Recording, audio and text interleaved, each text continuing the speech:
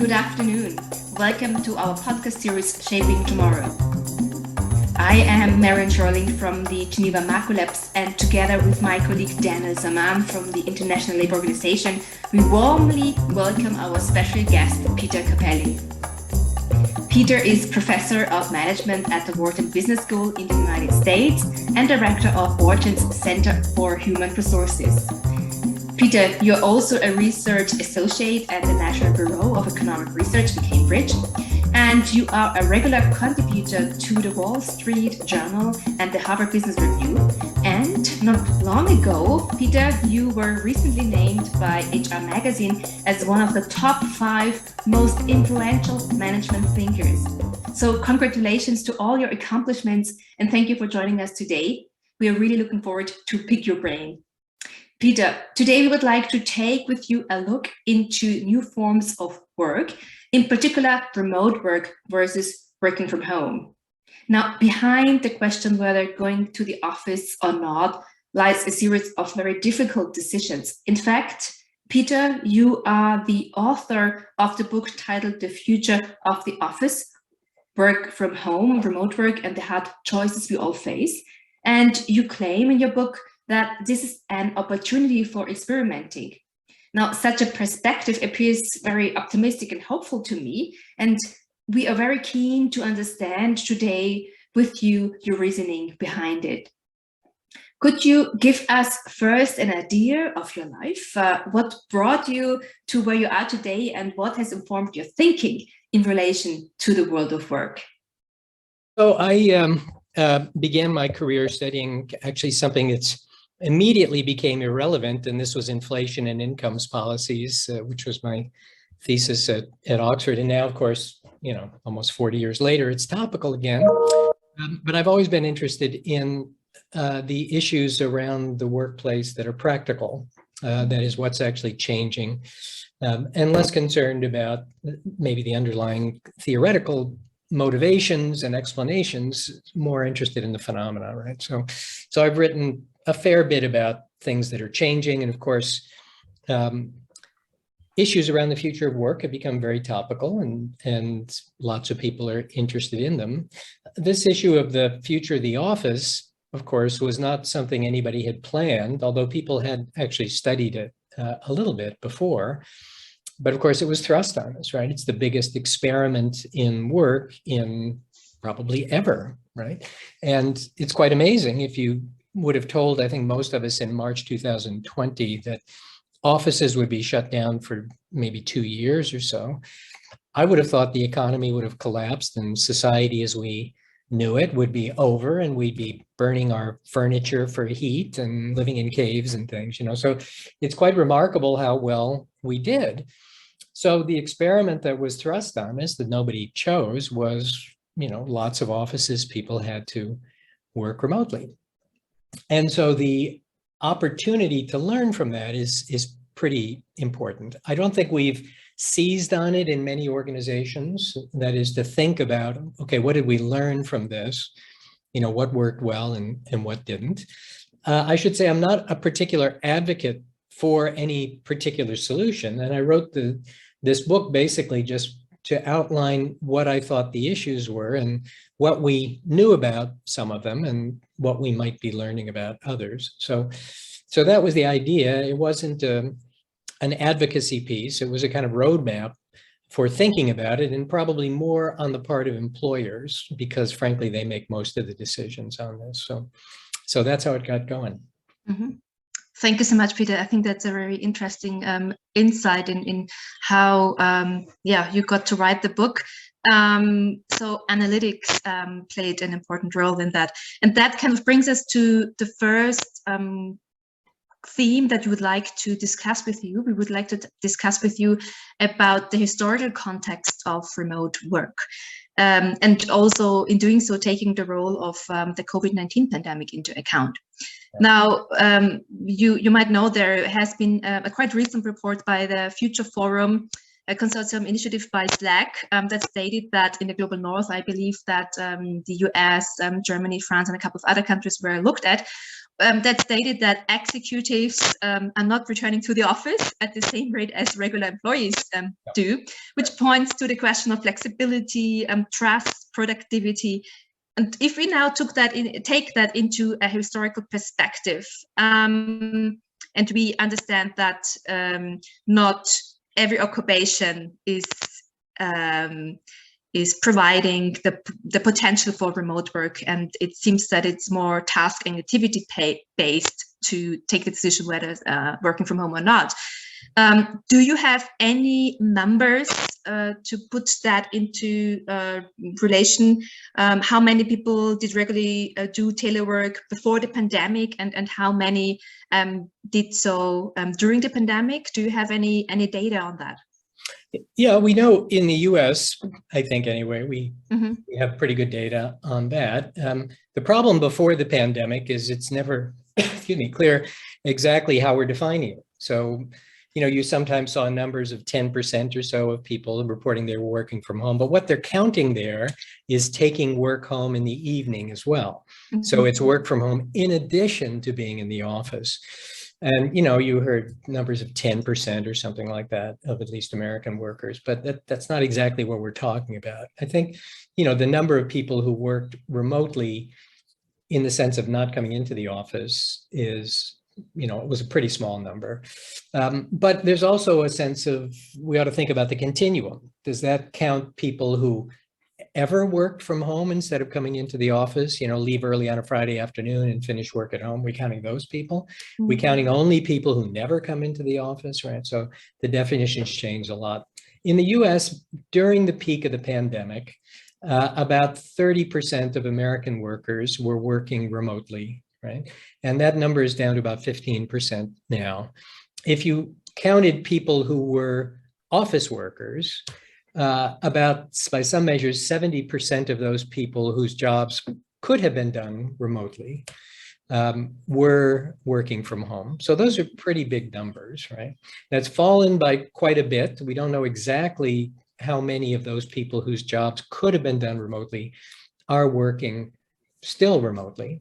And we don't know how many of those people who are working remotely are only doing it on occasion, right?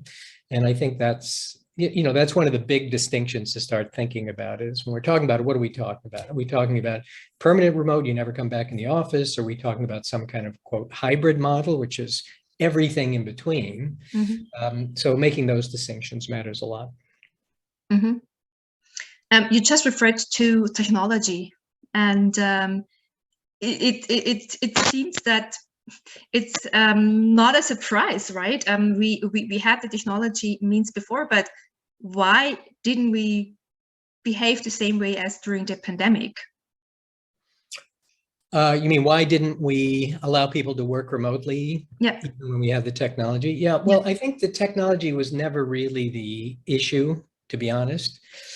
So there's a phrase teleworking, which predated remote work, and telework got started in the 1970s, and it got going in Los Angeles, California, because in those days we had incredible pollution. The term was smog for a particular kind of car pollution that was so bad. This is a reminder that things don't always get worse from pollution. It was so bad then that people couldn't breathe. And so they had passed some ordinances preventing people from commuting or reducing the days they could come in. So they were working from home, and they were doing it by telephone, the extent to which they were commuting. And that was what telework was about, right? So that's been going on for a while. We had another spike of it in the dot-com period, and then it was for a different reason, and that is Silicon Valley was booming. Real estate was incredibly expensive and hard to get, so companies were trying to push workers out so that they could save on office space or didn't need so many offices, right? So the right question you're asking is, how did executives think about remote work? And I think to be blunt about it, they weren't thinking about it. They hadn't done a lot of careful analysis as to whether this was a good thing or a bad thing. A lot of employees liked the idea, particularly the idea of occasionally working from home rather than commuting. And of course, there were some, but not as many as we might think, who wanted to sort of never come into an office again, right? So why didn't they do that? Well, I think they didn't see a reason for it. change is always difficult, except for that dot-com period where they saw a reason, which was, we don't have to give you an office, and that's going to be way cheaper, right? So they didn't really think about it very much. And to the extent to which it was used, it was kind of on we might say a wink-wink basis, which is kind of, your supervisor lets you leave early on Friday and we don't tell anybody, but it goes on a lot, So that's pretty much what was done. So the short answer is they didn't do it because they weren't interested in it. They didn't see why they should be. Things were working fine. What's the problem? I think there is a bigger underlying assumption among many managers, which is still true, that if you're not in the office, you will be not working, right? And this is the interesting thing about the pandemic, is because most employers said things were working remarkably well with people working remotely.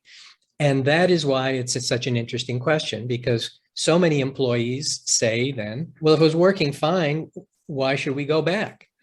And employers have a real problem with that. And in the Slack survey you quote, they never explain why, right? Why should we want you to come back?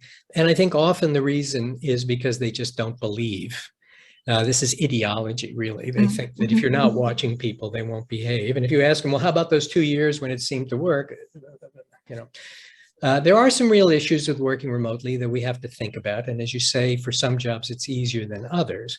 But I think what you're seeing in these surveys is more, because the numbers are so big, a kind of knee-jerk reaction to, we can't trust employees. Daniel, would you like to jump in here? Yeah, actually, this is a very interesting part of the conversation.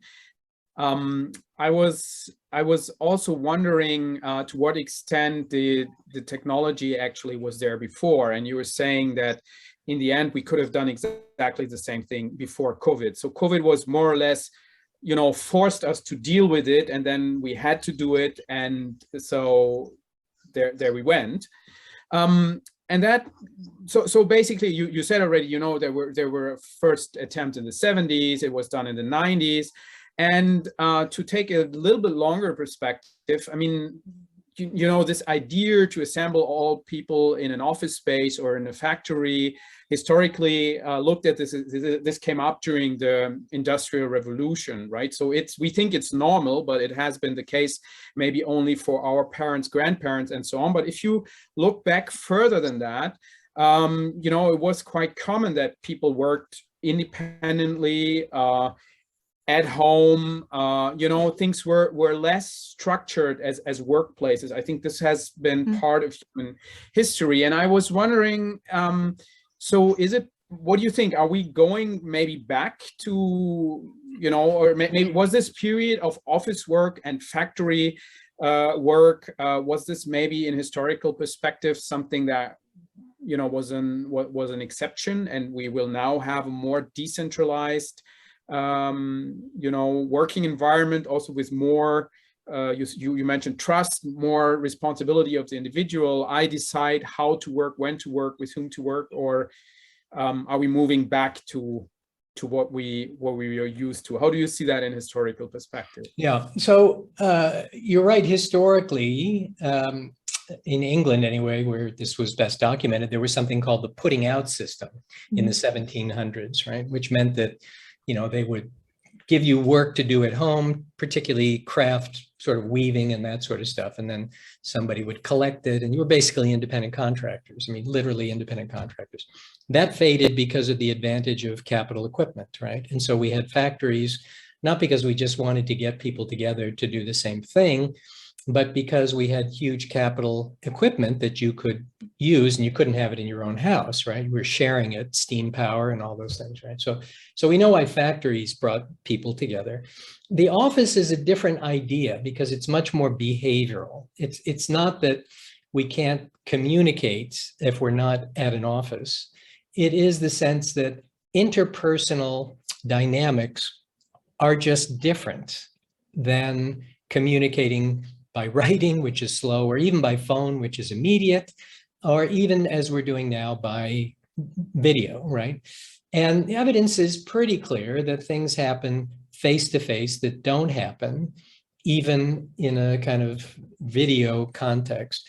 And during the pandemic, we're seeing a lot of, increasing evidence of this. For example, the amount of time spent on meetings has gone up, at least by some data from Microsoft, by a lot, by 27% or so. And it was already way too high to begin with. And the reason is because it's kind of trying to fill in for what we would have done face-to-face. We know, for example, that people feel attachment, not so much to organizations, but to the people in them. So it's very hard to feel anything like commitment if you never see the people you're working with, you don't care about them, right? So the reason for offices is much more behavioral than it is kind of engineering based, right? Except for this belief that many managers have that you have to watch people. And that's not really true. You can kind of watch them probably just as well remotely if you thought that was the issue. And we now in technology call this tattleware, right? Tattleware is software that tries to watch you and monitor you. But everybody knows that you can goof off even in the office, right? There are people who appear to be doing productive work and they're not, even in the office.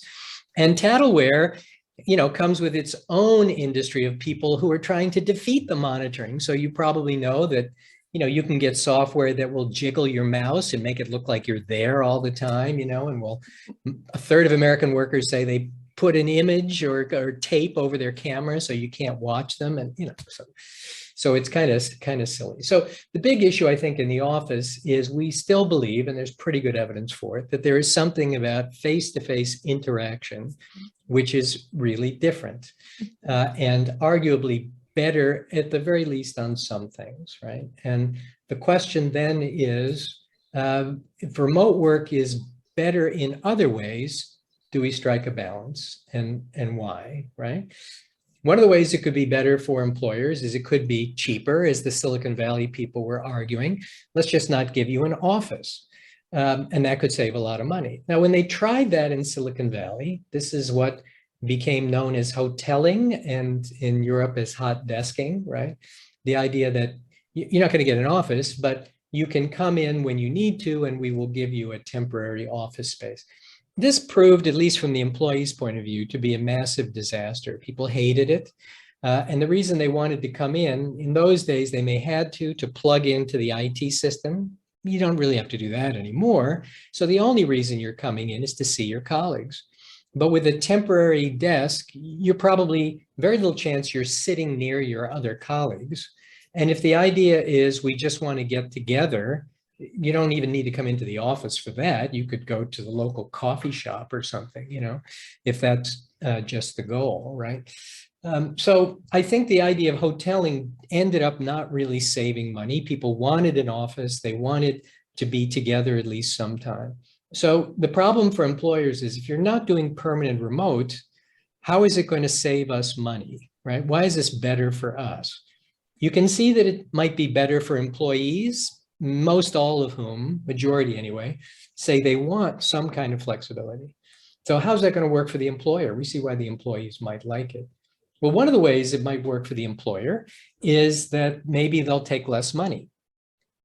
And you're seeing some of this. Survey results show that they will, that they would actually take a cut in order to have a hybrid kind of arrangement. In Silicon Valley, one of the things they're not talking about, which is where they were talking so much about permanent remote, go work wherever you want, is they're basically extracting a penalty from you if you do that. They're telling you we're going to cut your pay. They got all kinds of rationales for it, like you're going to be living someplace that's cheaper, or you're working someplace the cost of living is, or the wages are low. I mean, this is just an excuse for finding a way to extract a price, right? So that's one thing you could do. And the other things, are not so clear how you would save money. And it is also clear on the employer's side that real hybrid, real flexibility for employees complicates the employer's life a fair bit. And we haven't quite figured out how it's going to win for them. And I think that's what's holding things up now. That's very interesting, Peter. And in fact, we just started to talk about the second theme that we prepared to talk with you about, which is all about how the office itself is affected by a large share of remote work. while you were talking about the effects for management, I was wondering, being a sociologist and obviously being very interested in the social interaction at the office, if you see a connection to a phenomena that is called the Great Resignation right now in the States. I'm not sure if we can call, if there is the same trend in Europe, but it seems that a growing share of employees is questioning the settings within which work is conducted. Would you see a correlation between the limits of flexibility, the difficulty to establish trust between employers and employees when it comes to remote work, and basically all these open questions that you just have raised? Yeah, so several points there, so let's unbundle them. The first is about the Great Resignation, which is an illustration of how a nice phrase can really catch on and carry itself, right? There's no doubt that the quit rate has gone up in the US. It hasn't gone up quite as much as we would think, and this is an example of looking at something, if you're in the press for the first time, and not recognizing that it's kind of been there all the time. So for example, if you looked before the pandemic in July of 2020, right? 2019, just before the pandemic, the quit rate in the US was 2.4% per month. In 2021, when we really felt we were in the big throes of this great quitting, it had jumped to 2.9. So it went from 2.4 to 2.9. Well, you know, that's up. And, you know, it matters a lot, but it is not as though the earth moved, right? There is very little evidence that people, well, first of all, there's no evidence that people are quitting work. They're quitting one job and moving to another, right? And that is something they do all the time. So you hear stories about people giving up and moving to Tibet and becoming, you know, a Buddhist and living on a mountain and stuff, but those are really, really rare, right? And I don't think there's a lot of evidence that that's happening. Frankly, you still have to eat, right? You still have to have income. You still have to have work. So I don't think that the idea of a great resignation and that people are giving up on work, there's no evidence for that, right? Or it's trivial if it's true. People are quitting for the same reason they always quit, and that is there are more opportunities now, you know. And people complain about their jobs, and you'll see surveys that this many percentage of people want to quit. They always say that. At any time, they say they want to quit. They don't quit. And the reason they don't is the big reason for quitting is can I do it? Mm-hmm. I feel like quitting a lot, but quitting is a very expensive, difficult transition to do. And you don't do it until you can. So the big change in the US, in particular, was actually kind of a failure of management. And that is all the employers, particularly for frontline workers, which is where virtually all the big jump in quitting is, they all waited until the same moment to try to bring back workforces. And that was the spring of 2021 when business was already coming back. And guess what? You know, it's hard to hire all those people at once. Their former employees were not waiting by the phone for them to call and come on back. They'd done other things. And so that's really, frankly, just been the problem. I think in office jobs, the bigger issue relevant here is those employees, many of whom did not quit, who are saying, why can't I keep working from home? And particularly if you told me it was working fine before, you know, employer, why can't we keep doing it? And if you're an employer, if you can't answer that question, you have a real problem, because your employees will then be quite irritated at you because they will see it as just arbitrary. And I think so far in the US, the main response from employers has been to not say what they're going to do yet. You hear some employers who have told people that they will give them hybrid, but you may have seen this very revealing quote from Eric Schmidt, the former Google CEO, who said he thought the approach was going to be to give people hybrid, get them back into the office, and then slowly start taking it away. Right? We're going to give you hybrid, then we're going to pull it back away, right? So For the most part, they're just not saying. People are back in the office. So the latest data we've seen from card swipes, walking to your office and swiping the card. So if you're there, we know it, is that a little over 40, maybe 43% of people are back in the office. You may say, well, that's not many, but on a typical day before the pandemic, it's only about 70%, because some people are on vacation, some are out sick, some are visiting clients that day, right? So they're never full. And is 43% a lot? Well, if 70% is normal, I don't know, a little hard to say. There's data from the City of London that says it's already 70% in the City of London. So virtually everybody there seems to be back, right? I would like to pick something that you said before, which was on, that it's much harder to find, benefits for the employers. I think that's very interesting. And you're right, I've been thinking about that as well. I mean, the real estate is the first big argument, but then even if I think about myself, I like to have my space when I come to the office. I wouldn't like the idea, I have a place where I have my books and other things. And you also said another thing before. You said, okay, in the end, it's usually the employer who makes the decisions or makes many of the decisions. So those two things together would probably, let us predict that probably we are moving back to the office. The only other thing that what I came to my mind that the employers could benefit is higher productivity. And I mean, I have heard different things. I don't know the numbers, but I mean, overall, I have, anecdotal evidence has that I have seen was also, overall, it went very, very well. It's not that people stay at home and then don't do anything or watch TV all day. So they do work. But how about, do we know anything on productivity, or does it vary? Like the guys that were productive before are more productive now, and the ones that weren't productive, because that of course would be a very interesting incentive, or very good incentive for employers, if they can say, 5% more productivity or 10% more productive. Yeah. What's your Right.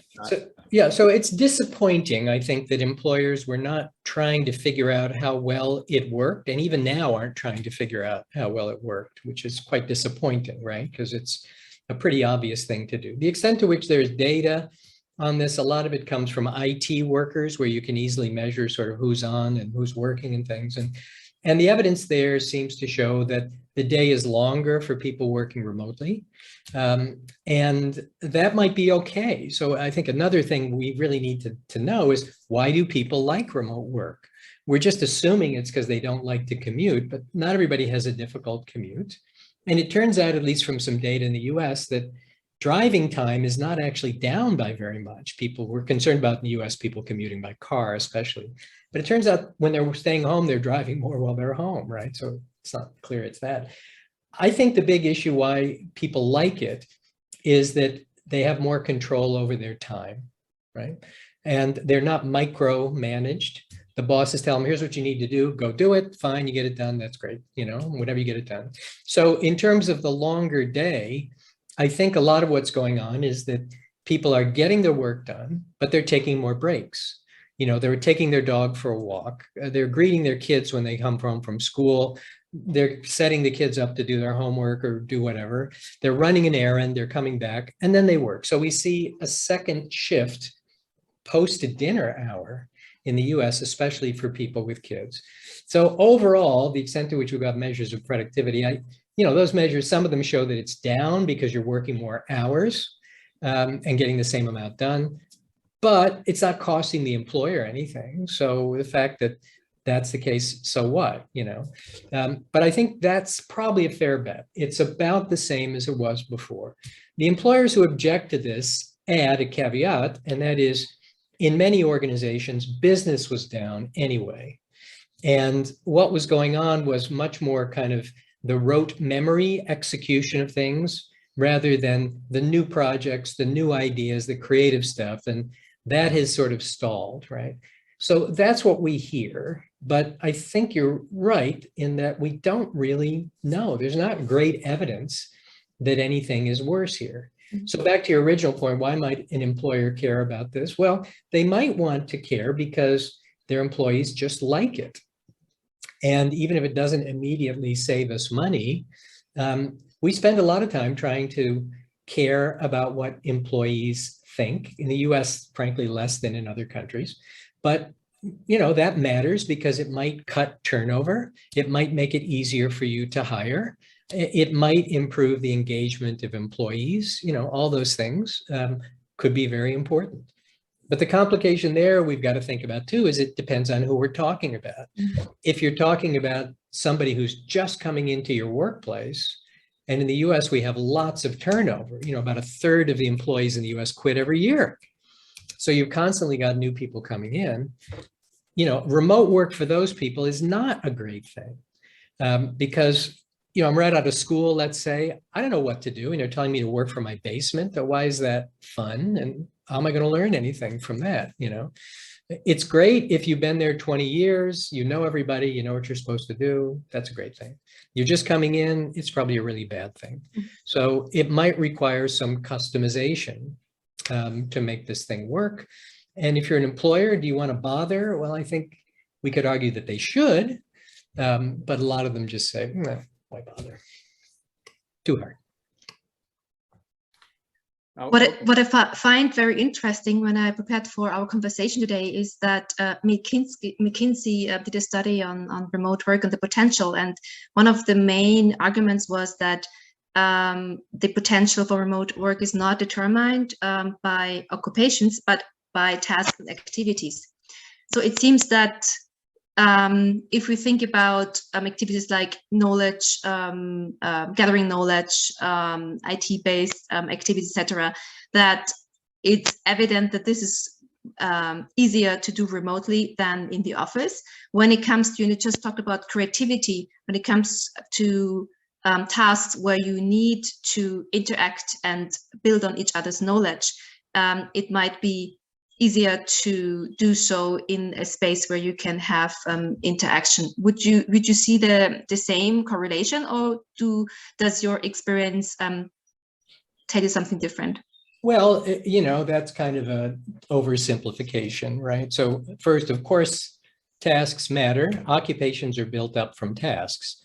It is true, I think the general point that within any job, you have a lot of different tasks to perform, and some of those tasks are easier to perform remotely.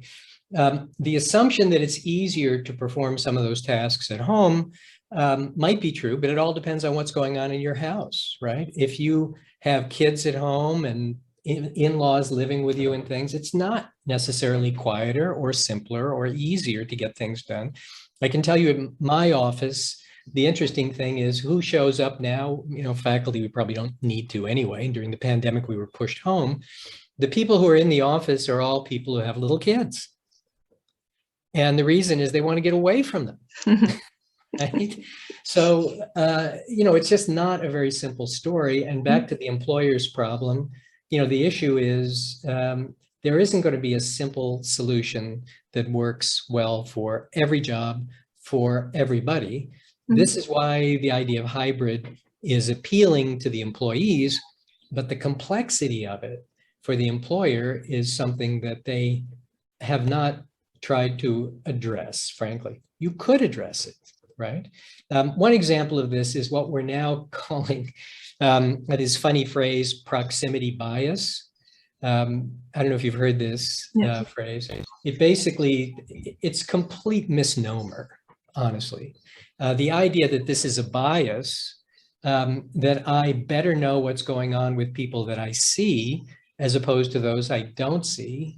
This is not a bias. This is reality. If I see what you're doing, if you're around where we are talking to each other all the time, I just have a lot more information than if you are at home. I could do some things to try to reduce that, but it is much more difficult to do with somebody who's remote. We have to schedule a time, right? Because you're at home remotely, so you can be flexible and take breaks when you want. So we've got to schedule a time. It's got to be kind of on Zoom. It's got to be, predictable. And it's just not the same. And it's not to do with any bias in anybody's head. It's the nature of the information, right? Yeah, so that's a very good summary, because I wanted to ask about hybrid work and the set of problems that it brings, and whether that is the solution. But I mean, you just brought up one of them, but there are probably, you know, many more. You know, I don't know if I wanted to talk about this later, but now that we're talking about it, you know, I was also thinking about, you know, you have much more coordination work to do, I guess. Like, yep. Some people, as you said, maybe they have small kids, they want to come more often to the office. Another one doesn't want to come at all. But then when they are in the office, the manager thinks that's a good moment for team meeting, but maybe I didn't come for that reason. I came for something else because I wanted to be in my office space. Can you maybe come up with a few of those, you know, hard decisions that we have to make, and that you're saying the employers at the moment are trying not to think about them? Right. Well, and even before that, a point that's fundamentally important. We know a fair bit about telework starting in the 1970s. And what we're talking about now is giving people choice. That's quite different than during the pandemic when there was no choice. So expecting that what will happen going forward with hybrid or something like that will look like the pandemic is a mistake. In the pandemic, you had no choice. Everybody was home. Going forward, we're talking about raising your hand and saying, I'd like to work at home. And what we know about that from studies that have been done, and they all more or less find the same thing, is that your career suffers if you're the remote worker. And the reason is all the things we've said, right? You are out of the information connections. You can't easily impress people as much. Maybe managers could change the way they manage to fix that, but it's going to be really hard to do. The big issue, as you point out, is the question of scheduling. And that is the idea of an office as a space that's productive has to do with the social interactions. If everybody's there, it's easier to have meetings. It's easier to have those interactions. What everybody wants is choice. And we say, okay, everybody can work from home on Thursday. And I say, well, Thursday doesn't help me because my kids have this standard doctor's appointment on Wednesday. Why can't we do it on Wednesday? And you say, well, you can do it on Wednesday. Okay, well, that's fine. But then you're not there on Thursday when we have the meeting. And, you know, so there are things we can do about this. And the best one is the most famous, actually, of the sort of management practices in this regard is something called flex time, which has been around for a long time, and it works remarkably well. You just let the employees themselves negotiate the schedule, and you put the parameters on it. And the parameters might be, we have to cover the office from 8 in the morning till 6 at night. Somebody's got to be here for that, okay? And we have to have meetings routinely, and maybe every week we say, okay, we're going to have a meeting on Thursday. We have to try to get as many people here as possible. You guys work it out. And it's remarkably flexible and accommodating because, you know, maybe Marianne says, you know, I can't be here on Thursday, but I'm scheduled to do it. Could you cover for me? Yes, I'll cover for you. And then maybe you owe me later on. They just negotiate it and work it out, and it seems to be fine. But for a lot of reasons, companies are resisting this. They like software-driven scheduling, which seems simpler, but it takes away your choice, takes away your control. It kind of defeats the purpose, right? So we could do a better job with some of these things. And ultimately, these issues are never really about technology. They're ultimately about management issues, which are fundamentally about how the leaders think about their organizations and what they're willing to invest in and what they're willing to tolerate. And a lot of that has to do not with facts and evidence, but with their priors, you know. Mm-hmm. So basically what you're saying is it comes down to the management skills and, again, the trust that you would put into your employees or your workforce.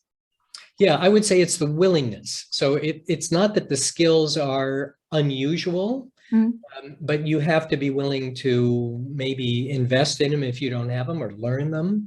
And you have to be willing to try something new. So, you know, organization change is always hard. It is time consuming. And if you are a leader, one of the things you have to do is you have to decide, where are we going to invest our time, right? If we wanted to move to a hybrid workplace and take it seriously, That's going to be a big investment. It's going to cost us something. And the cost is going to be people's attention and time, which means it's going to affect our performance in some ways until we figure this out. So are you willing to do it or not? And I think unless pushed, it's not going to happen. It happened in the pandemic, not because anybody wanted to do it, but because they had no choice, right? But now that we've run the experiments and it was not a disaster, could you figure out, I mean, that's the advice to employers right now, is stop and figure out what you learned from this. It's not that hard to do. Just start by talking to your employees and surveying them maybe and saying, what worked well, what didn't work well? What would you like to see? It's remarkably how few employers really know what their employees liked about remote work. As I say, they just assume it's not commuting, but it's probably all over the place depending who you are. So if I paraphrase, rather than demanding more policies, for instance, for monitoring remote work, you were saying investing time as an employer to have this open conversation with your workforce in order to benefit from that flexibility that you just talked about before. Well, I think that's right. I'd say the first thing is let's just learn what actually happened. What did we learn from this experiment? And let's also learn, rather than assume, what it is that employees would like. And then from that, I guess if I'm a leader, I would question maybe my priors a little bit. Everybody's got to be back to the office. Well, why? And recognize that there's a cost if you cannot answer that question. If you just tell people you have to come back to the office, they're going to be irritated with you. That doesn't mean they're all going to quit tomorrow, right? But it's difficult to be effective in an organization where people don't like you as a leader, and especially if they think you're being unfair to them, right? And it certainly smacks of unfairness.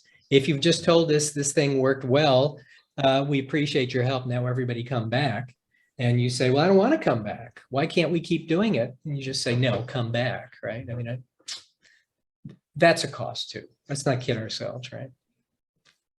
Well, so there are a lot of things to think about. We are approaching maybe the end of our conversation. There's one last topic that I would like to raise, which is, you know, we've talked about the direct effects, what's happening in the office, what are the problems, et cetera, et cetera. But then there are indirect effects. We already said people would, let's say, imagine a situation like during the pandemic, everybody's at home or 90% of the people are at home. You know, there's the whole infrastructure that we have around the office. You know, we have transportation, we have restaurants, we have cleaning personnel in the offices, we have all these kind of things, you know, economically important things. Real estate, of course, that's $1 billion business everywhere in the office space.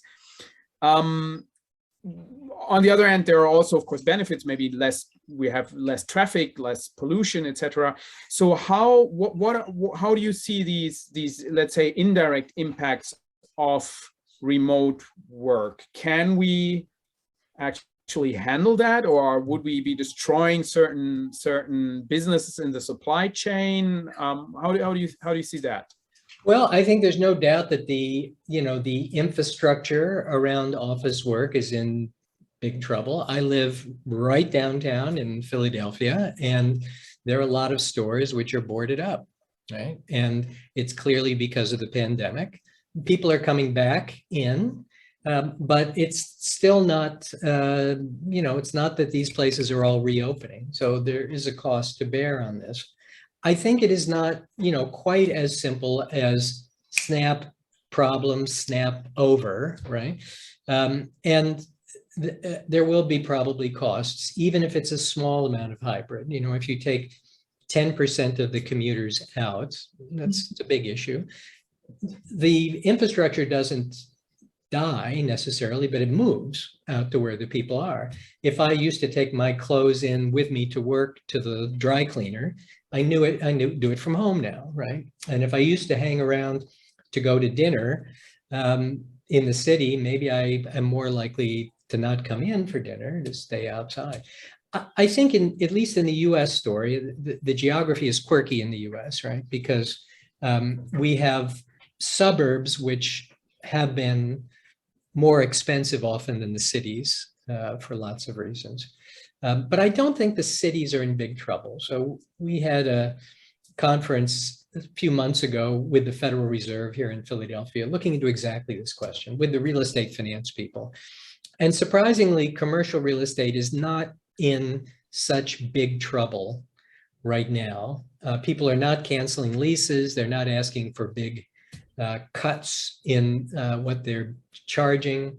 It hasn't fallen off a cliff even after 2 years of shutting down. So I think the adjustments might be more gradual than we think. And I don't think the cities are in such trouble because people increasingly want to live in cities. And where you folks are, that's always been the case, right? They want to live in cities. Where they probably won't want to live anymore are near, in the US, the office parks, right? The corporate centers, which were not in the city, partly to save taxes. You know, you live outside, put them outside of the cities, and people who wanted to live near those office parks. And so in Philadelphia, these are places like Great Valley, and outside Washington, places like Tyson's Corners. These are cities, communities that were really office parks with spaces around them. I think those are the ones that are in trouble because you probably don't want to live there, because the main reason was to be close to your office and not much else. You probably don't want to live there if you don't have to go into the office, right? But, you know, real estate has ways of adjusting. So I don't think, for sure it's going to be a problem. It also kind of adjusts, right? And I don't think it's going to be falling off a cliff quite the way that we expect. You know, it will take a while for a lot of these things to play out. It won't be fun for the businesses that are here. Even a small reduction in commuting will be a problem, right? But it's probably not a complete disaster either. So there is hope. Very nice example with the dry cleaner, because I haven't been to mine. I was one of the people who was taking always the clothes to the office and then pick them up again.